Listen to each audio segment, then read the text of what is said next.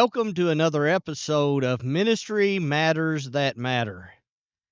I am a little concerned today because I'm functioning somewhat like a referee in a ring with two boxers because I'm here on the stage, the sound stage with Caleb Sampson and Matthew Morine.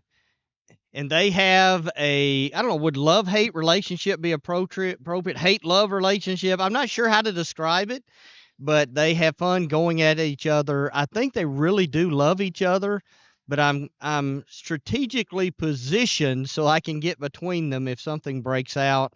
But I'm grateful for Matthew Morine sharing, and we've become good friends, and we spend I don't know, we see each other several times a year now, whether you're coming to Florence or I'm going to Colorado. One of his many degrees, and I think you now have your doctorate now, don't you? Yeah. One of his many degrees is from Heritage, and he's been a great promoter of Heritage and is heavily involved in the coordinating of our Alumni Day that we have each spring. I think it's March 14th Yep. this year for any alumni out there that are listening.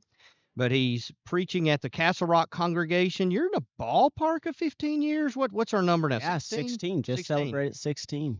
And he's heavily involved in Lads to Leaders, and I think you're on the board. Yeah, love Lads to Leaders. Great organization, doing great work. Yes, and so I mean, you've just served in a myriad of ways. Has some great children. He outkicked his coverage. He is married way above himself with Charity. She is amazing, and I'm just grateful for you coming on the program with me today. I love you, brother, and I just appreciate you. Love you too, Duct Brothers. In fact, there is a love-hate relationship. I love Caleb, and I'm not sure about how he feels about me, but I do everything I can to earn his love. Yeah, so we're going to do a future episode on peace and love, and Yeah. I praise him, and he conflict insults resolution. me. That's good. Yeah. Good. But he deserves it, man. He's a great guy. Yes. Yeah. So, if those of you who don't know, Caleb Sampson is the producer of this program and about 150 other, I don't know what his number is at. It's north of 50. How many? 64 Oh, man. podcasts that he produces. So Caleb essentially does everything. we thought we were technical. so special, and now we know yeah. We're just one of 64. we're just dropping the bucket. So, one of the things that I've been wanting to do for several years that you helped make possible, all of us kind of have bucket list things. And, my connection to Denver and to Colorado in general connects to my father. My dad worked and retired. He started out at Lockheed, connected with the space industry, but then in 1972, he started working with Gates Rubber Company in Elizabethtown, Kentucky. For one time, it was the largest family-owned business in the U.S., but their headquarters was in Denver for many, many years. In fact, the old factory's still there. I think it's empty now. But so there was a time when I was growing up that my dad would literally spend 1 week in Elizabethtown, and he'd spend the next week in Denver, and he'd go back and forth and back and forth. And so we've been to Denver many times over the years. So I've long had a love for Colorado. We were a group of us were a part of starting the Future Ministers Camp at Bear Valley, and at one time entertained going and working at Bear Valley Institute. Have a great love for that school. So I've long loved Colorado and Denver. I love the mountains. I know folks who I live in North Alabama, and folks in Middle Tennessee and so forth, may go to Gatlinburg, but those are baby mountains. Oh, yeah. Okay. Oh, yeah. And so the big ones are, there's just something powerful, majestic, kind of almost touching the face of God. So for a long time, I told you I wanted to do a 14er, and you made that possible. And it was a growing experience for me. Yeah. And a near-death experience for me. And so I thought we might just explore that and talk about dreams and struggles and overcoming and encouragement. I think there's a million different directions we can go in. Well, I remember you talking about it because we always do the Heritage Alumni Retreat up in Breckenridge. And, Yes. and you said to me during that time, you're like, man, I really want to hike a 14er. And so we always do like a summer series. And I invited you out in July so you could come. And that's a good time to hike. And we went and did Mount Bearstadt, which is a pretty hard mountain. It's about 7 miles. And there was a lot of kind of hard class 2 climbing there, a lot of scrambling up at the end. And that's when it gets really hard. Mm-hmm. But we were successful. You made it. Yeah. Yes. By the hair of my chinny chin, literally. And so It was a learning experience. Well, I remember hiking with you. A lot of people would have turned around, but you had a lot of grit. You probably had Well, the grittiest experience on that mountain ever because I think you had altitude sickness, you had heat stroke. heat stroke, Yes. you were dizzy, you had nausea. Mostly, when you climb a mountain, you might get like a headache or one of those. You had them all. Mm-hmm. Yeah. Yeah. And you still made it. And so what was interesting, I've been up high before several Mm. times, but usually, and I've hiked, I don't know, at 11 and 12 various times.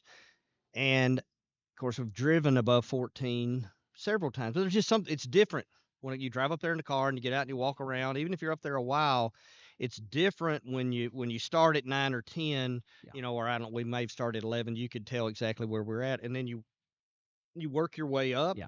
And so for me, there's new obstacles so you've got just the normal, I'm almost 60 and I'm going for a long walk. So Yeah. you've got that, and you got this steady climb that is happening. And we had about a 60-degree temperature change during the course Yeah. of the day. It's really cold on the top of the mountain. It's really hot when we are Yeah. coming back down in the valley. And then it just kept changing. And I remember feeling actually pretty well Yeah. until 13. Yeah. So 12 is where most people it hits them. About 12 to 13, and you did really well. You got up to 13, and then it started hitting you. But you just had that determination, and that determination is, I think, really what separates you. Like you look at your kind of background in ministry, you have done so many amazing things. And I learned why you were able to do so well in ministry, and it was that grittiness. And it kind of made us kind of think about as we were walking down ministry, you got to grow some grit. Mm-hmm. And if you don't, the experience will not be easy. And we talk to a lot of young guys about going into ministry, and we talk about the struggles of it because there are struggles. It's not easy, but you're never going to make it to the top of the mountain unless you have that determination. Yes. And you know, for me that was was it 10 hours? It Oh was a yeah. long, hard day, but I wouldn't trade it for anything. And so I guess I would trade it for saving the world. Well, But you think about it, it's a memory I'll always treasure. yep. And I'm just reminded that the great memories and the special moments, sometimes you got to throw up and get dizzy and be exhausted and lay down in the middle of a field because you can't stand up anymore. And I'm afraid we live in a world where we want everything easy. We want everything Yeah. handed to us. We want now what people work 30 years for. And in ministry, I'm sorry to digress. I did an interview with my mom and dad of Yeah. their 60th anniversary. Mm. And I remember my mom saying, I'm summarizing what mom said, but she said, I see so many couples quit early. Yeah. And she said they never get to experience the good stuff. Yep.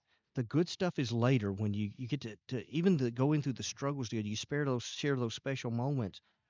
But because you quit before you get halfway up the mountain, you never get that. Yeah. So talk about in ministry just that dreaming big dreams, getting through the tough stuff, willing to go through the tough stuff. Just what are your thoughts? I You've think written like on mountain moving faith. well, like I didn't grow up in the church, so when I started doing ministry, first I was really bad at it because I didn't have any clue how to do it. And the only hope I had was because I had a great education from Heritage Christian University. Totally unbiased opinion. Totally unbiased. And really I went to school at Heritage, but I never was even a member of a congregation Mm-hmm. growing up. So I was kind of thrown into youth ministry, and then I started trying to preach. And I made a lot of mistakes. I did not know how to do ministry. And I feel like I got beat up a little bit. I don't think anybody was trying to be mean. I think everybody was just really good people. But it was still hard emotionally. It was hard dealing with the ups and downs. But I look back on all of those, And the first church I ever worked with, I was back in November. I think you stopped by there, Hartsville Pike Church of Oh, Christ. yeah. Great church, great Yeah. church, Great. great people. But I remember how hard it was to start off. But now I go back and they kind of forgot how bad I was. Mm-hmm. They And love you there. Even your mother and oh, father-in-law. I know, I know. But we can celebrate Yeah. together. And you only celebrate that which is hard. Mm-hmm. And our guys that kind of have that longevity in ministry, you can look back and say, yes, there was struggles. Yes, there was hard times. But we're standing on top of a mountain now, Mm-hmm. and you start to see the good that God has done in your life in those congregations. And I'm so excited about the future of ministry Mm-hmm. because I think the guys that stay around, there's just a good opportunity for them to kind of almost treasure those wounds. Mm-hmm. Well, talk to us about how we get through the really dark, hard times. I mean, the times when you're at 1,300 feet, or when When you're throwing up. yeah, Yeah. and okay. So going to, I just remember that moment when it was like you're walking on the deck of a ship and the Yep. ground is still, but it's not spinning, but it's like this. And I can remember I had to walk 10 or 15 feet, Yep. my head would clear, and get ministries like that. Sometimes where you just don't know. Dale Jenkins is making faces at us there. Yes. But Yes. Yes. how do you get through the hard times in ministry? Have you found some things that help you? Well, I think there's a good process, and I've been noticing this with all church leaders, not just ministers, but elders, deacons, youth volunteers, just everybody. There's kind of like 3 B's of burnout. And the first stage is kind of like the burnout. You end up doing too much. And you have to come to this concept of God is infinite, I am finite. And accepting your finiteness, I Mm-hmm. can only do what I can do, Mm-hmm. and keeping into that balance. And then hopefully you want leadership and you want to be surrounded by people that allow you to say no. You can't, as a church, have infinite expectations on a finite being. God is infinite. Ministers, volunteers, deacons, and elders are not. Dang. But you try to live into those infinite expectations, and then you start burning out. And then the next stage, the next B, is blame. All of a sudden, everybody seems to be against me. Mm-hmm. Somebody didn't treat me right. And at the end of the day, if I was in a good, healthy place, I'm like, oh, okay, they're having a bad day. No big deal. They Mm-hmm. forget about it, but I get wounded by it because I don't have kind of a healthy process in my life. Mm-hmm. And then the next stage is be gone. Mm-hmm. So they burn out, they blame, they get mad at everybody. Everybody has done them wrong, and then they leave. Mm-hmm. And so you get out of ministry, you quit the eldership, you quit being a deacon, you quit being youth minister, and then you just got to start all over again. And you don't get that interpersonal spiritual growth Mm-hmm. where you climb the mountain, and at that top it was really hard, but you think about you reflect on it now, how much you relish that day. Mm-hmm. Yeah, and I think a challenge in all of life and ministry is thinking about the other side. Mm. And I that has marked my whole life. I remember in high school I was a distance runner. I wasn't fast, but I would run the races that nobody else wanted. And I may not be first, but I was always going to finish. Yeah. And so the challenge in life is figuring out what your finish line is going to be. What is it you're running towards? Yep. I can remember a race one time in college, my first college race. You started out, and of course, you're cross country, so you're kind of weaving all over this campus up in Indiana. And when you come back through, I think it was a golf course. I don't remember. We ran a lot on golf courses back then. But I can remember coming back to the finish line, and so I'm sprinting as hard as I can. I pass a guy. I get to the finish line, and as I'm crossing it, I realize it wasn't the finish line. Oh no. What they had done is it was the starting line. They hadn't taken down Yeah. all the gate and stuff. Yeah. they had left it up and then put an actual finish line like 100 yards beyond it. Yeah. So you give everything. Oh, So I think a lot of times we're running towards the wrong finish line and we quit before we're actually there. yeah. And so I don't know. There has to be something inside of us that says I will not stop short. I see it as this mindset of, am I looking for success or survival? Mm-hmm. And I think we get so focused on success in ministry, doing everything right, everything has to go right, and those expectations are too much. We're all not going to be 100% successful in everything we do. Mm-hmm. But if we can focus on survival, Mm-hmm. now the expectations kind of go down, and you're not playing this short-term game. This event has to be the best event ever. The success is, in 5 years, are you still there Mm-hmm. making an impact for those kids? Because once you pop out and you're not doing anything, or you're so burnt out of it, you think about those kids that you don't get to impact. So yeah, you might not have put on the A+ event, but if you put on another event in 5 years, you still impacted more people. Mm-hmm. And we get so focused short term on making everything as big as and the best as right then, we don't think about longevity with it all. Yeah, sometimes the goal is not being first. The goal is finishing. Yeah. Finishing every time and Yeah. not quitting. And Well, I you think of think Jesus, that yeah. it is finished. You think about the race. There's only one winner. Mm-hmm. I'm 5'8". I got no speed. You tall people, don't look down on that. We're not as fast as Caleb for No, sure. no. But you think about it, there's only one winner. You can't win every race, but can you finish Finish the every race you race. started? I can do that. You Mhm. can do that. I can't win just because I'm not going to be that guy. Yeah. Mhm. And I really want to challenge all of you. Figure out what matters to you in life. And do not let the devil, if you pick the right finish line, if you figure out here's what I can do for God with my life. Mm. Identify what your finish line is for God. Now it's got to be for his glory and not your glory. But figure out what is it I'm going to aim at in my life that glorifies God. And then there has to be this grit, this intestinal fortitude. There has to be something that we build in ourselves that says, if you rip off my legs, I will crawl with my arms. Yeah. Okay? If you take my voice, I will learn to speak with my fingers. Yeah. I am not going to stop. I've got this mission and move forward. I just want to challenge you to think about, have you wrestled with what your life is really all about, and be willing to do anything it takes that is right in the eyes of God to get there. Yeah. Let's all stand on that mountain like we did. Yes. Yes. Just remember, there will come a day. Think of the other side of all the things you're facing. Think of how amazing. I remember going through school. When I was working at a great congregation, but it's a large congregation, and I can remember you're busy all day. You're doing 4 lessons a week, and sometimes you're doing radio programs and those kinds of things.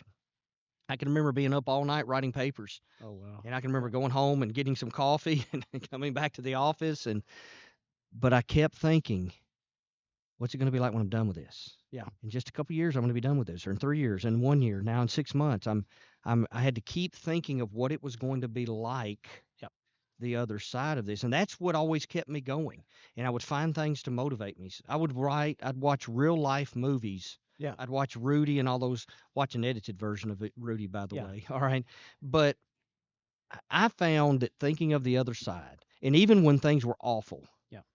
Years ago, somebody told me I don't know how young, junior high maybe. I was going through a rough time and somebody said to me, in 10 years, you'll be laughing about this. Yeah. I've never forgotten that. Yep. So when a bad time is happening, I think about 10 years from now, I may not even remember this moment. Yeah. But also when something's tough, I'm trying to accomplish something for God, I think about there's going to be a time when I'm done. And when I walk across that stage, or Yeah. I'm done with that mountain, It's going to be pretty awesome. Yeah, you get to celebrate. So you just have to think about that in. Yep. Delayed gratification. Think about where you're going and what there has to be some sacrifices. And what are you willing to sacrifice to get up to that mountain? And then you got to remember, though, it's all the way downhill. Mm-hmm. Well, I do think figuring out what do we want in life, or what does God want us to want, and what am I willing to do to get there? Yeah. What is your tip for us? I mean, you got a bunch of tips. You got so much experience. I think write down where you're going. Like write it down every week, every year. I come up with goals, and then I just try to execute those goals. And I don't come up with a lot of goals, but the ones I write down, I want to make sure I do. And then every year, I feel like I'm making some type of progress on that mountain climb. That's powerful. And I think so. Just man, every year it's kind of the end of the year. I don't know when this will come out, but write down your goals. And so, like 1 year, my goal was I was going to write 5 thank you cards every week. And I write 5 thank you cards every week. I do it religiously. And then I write down why, who it was, and the date. And I've been doing that now for probably 3 or 4 years. But it was one of those small things that I could do. And I feel like I'm blessing people, and I feel blessed by doing it. So, you might not have to climb all 58 14ers, but you can climb one. He has, by the way. Well, so, but I think just find your goal and then try to make that type of improvement every year. Give me a preaching tip. Preaching God's word tip. Oh, I do all my lessons. I plan my whole year out every year. Okay. And I would say go away for at least 2 to 3 days and plan out your lessons for that year. Okay. And I would do that as my preaching tip. Well, I know I mentioned this in the past episode, literally the day after we climbed, but you need a mentor. So one of the things that helped me, I was pathetic. My only thing I had going for me is I wouldn't quit. But you had done every 14er, and you had done, this was a bunny course for you. And so having somebody with you that would encourage you, didn't look down on you when you fell down and all that kind of stuff is huge. So I would say to you guys in ministry, pick you some mentors. Mentors make all the difference. And so find some people who've been up a mountain or two and lean on them, and you'll end up encouraging each other. And I think that makes a big difference. Yeah. Thanks for having me, Dr. Brothers. Man, thanks for your time. Love you, brother. Love you too. Keep going, keep climbing. Think of the day when we'll be on the mountain of God, great Zion in the heavens above. Just remember that ministry matters because your master matters.